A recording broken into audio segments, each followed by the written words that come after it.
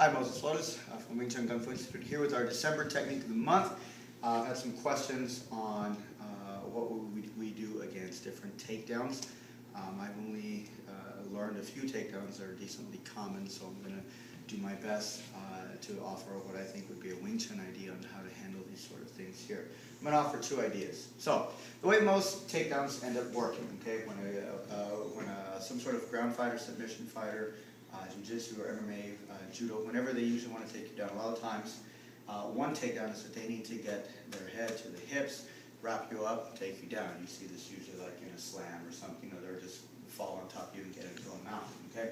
Now, the way that this usually works for them, okay, is they need to open up one of your hips to get to you, okay? Now, most long-range fighters, which would be like boxers, Muay Thai, and stuff like that, their hands are usually somewhere out here. So usually one of the fighters will throw a punch, okay? You can block it and do whatever thing, but when you go out to it, one of your hips is usually going to end up being exposed, okay? So even if I go out to pick it up here, now my hip is exposed. He usually shoots for the hip. He gets right in there, wraps, and does his stuff. Now, where this is predicated, okay, where this works for him, okay, is most fighters they don't use short-range striking because they don't know it, because they don't train it. Okay, this is very what we would call long-range fighting. The punches have to get their power from way out over here. Okay, Wing Chun is different. Wing Chun, we get our power more from close range. We move along the center line here. So if I'm a regular fighter, okay, boxing, all that kind of stuff like that, he throws his punch at me, I block it, he goes for the hip. You see how my punch is already behind him over here. So usually you end up seeing this sort of thing here. You might even see elbow drops depending on the rules that they're playing within quote-unquote sporting competitions. Okay. Wing Chun guy, on the other hand, okay, because we work with the central line and because I can strike from anywhere along this range, all the way from here, all the way out, okay, so if he opens up a hip and he takes that, so if I block one, I can already offer a strike, okay, because of the central line theory. I don't leave the central line. While he's throwing his punch, okay, and this is fine, I might actually just use this first one and open up, okay, if he does go to the hip and I block it, you see how easy it is to strike still from here, okay? With our theory, he has to cross the center line if he's going to get to the hip. He has to cross it, so it's almost like he falls right into the theory. I can block. If he leaves too early, okay? Different ideas here, okay? Now, he comes out. There's a Busaw. Again. Now, he comes up. I can come around over here. Lots of different ideas. It doesn't matter what I'm looking at. As long as I can pick up his first technique in whatever way, he comes at me. There. Boom. Very easy. Okay, so one idea, striking back. Okay. Another idea is just getting out of the way sometimes. Okay. So he throws his punch, he tries to open up the hip. Okay. He goes for the leg. Get the leg out of the way. And again, look, I'm not leaving the central line. I'm not leaving the central line, so that what he wants to take control of, I just take out of the way. In a Wing Chun sort of idea, I just call this, I'm removing the energy. Okay, I'm not leaving the leg. Go ahead. I'm not leaving something here for him to be able to grab and take control of here.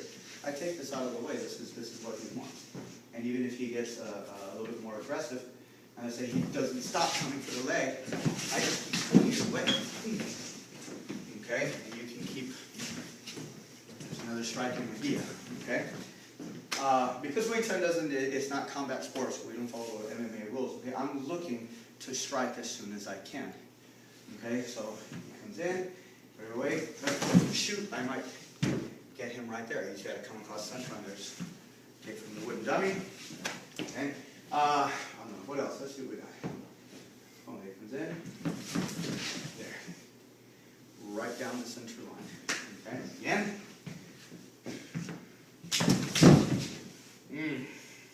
Alright? Okay, very quick, very fast. Go slow. This is all that was. Boom. I don't even allow him a chance to shoot. I maybe even hit you on that last one, I think, but you're good. You're good. Okay? If you catch me, if I don't do my principle and I'm just playing with him blocking at first, then there's where he's going to go. Look, my hand was at the center line already. I've got him already here. I can just shoot this forward. Very nice technique. Okay? So, a little bit faster. He's going to shoot. You're not getting to the center line. Okay? Again, I don't let him get to the hip.